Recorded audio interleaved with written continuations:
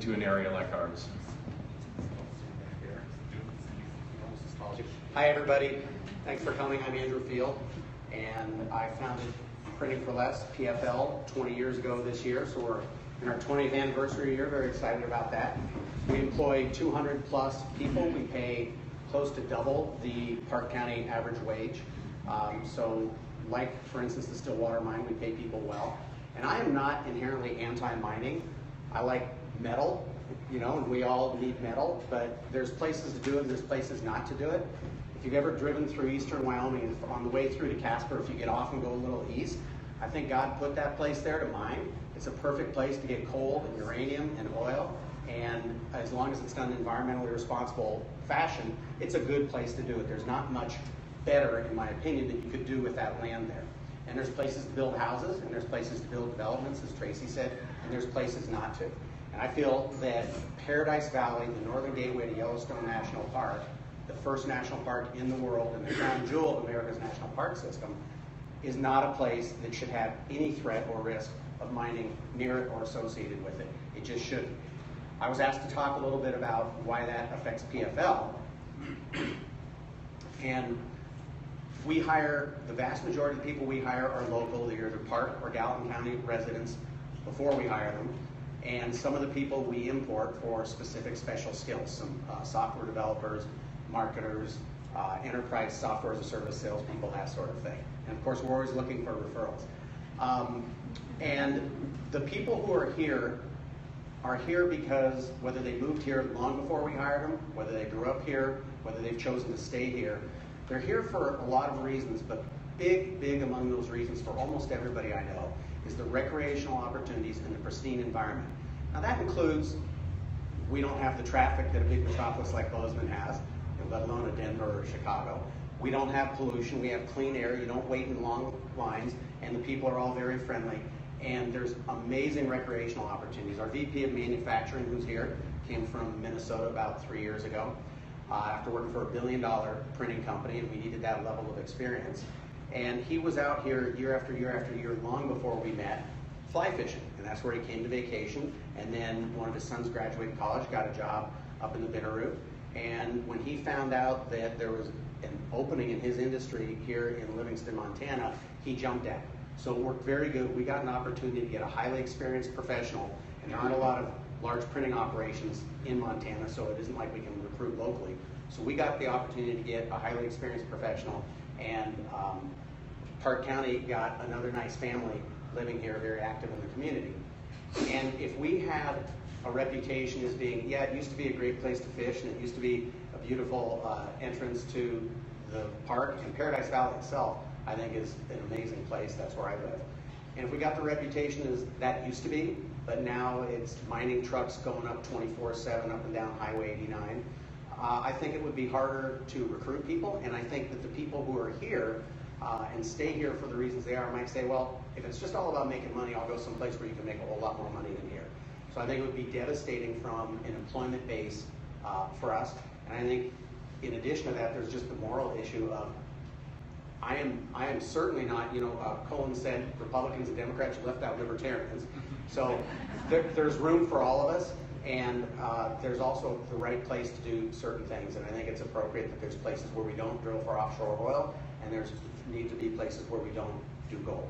And I can't, thanks, Walter. And like Tracy, we have people whose spouses and family members are supported, for instance, by the Stillwater mine. I live south of Emigrant. My next door neighbor is a nice young couple. He's a mechanic up at the mine. And I have nothing against it, but that mine is not at the gateway to where 2.2 million people a year, or whatever it is, come through to visit the park and recreate here amongst us. So that's all I have to say. Thank you.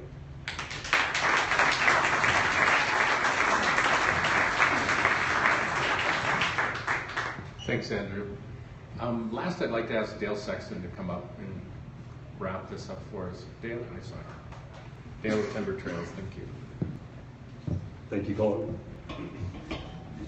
I'm Dale Sexton. I own Timber Trails, a little outdoor store here in Livingston, Montana. Going forth, I've already had a beer and a half.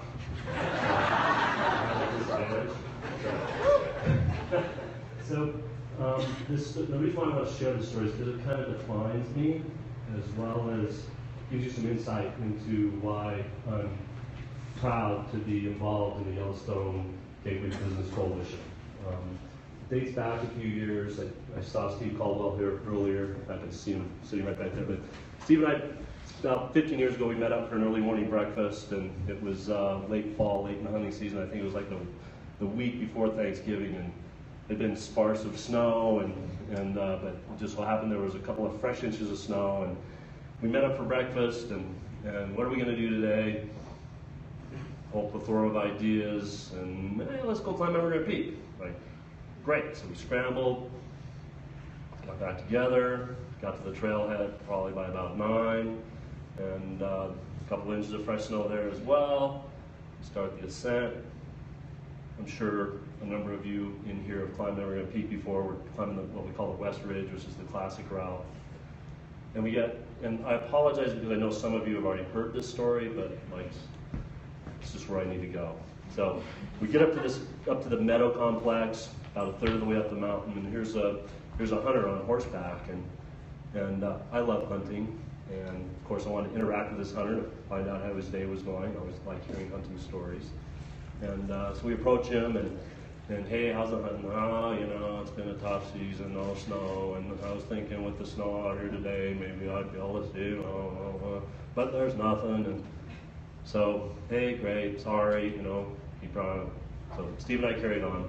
Well, from there, it goes up relatively seriously. You go through about 1,000 feet of timber, and then you get above timberline, and you're on the ridge at this point. And it's a hit and miss trail, some rock outcroppings here and there, and not very far till we got onto that ridge. Here is a fresh grizz print going right up the ridge line, and we stop. And we look.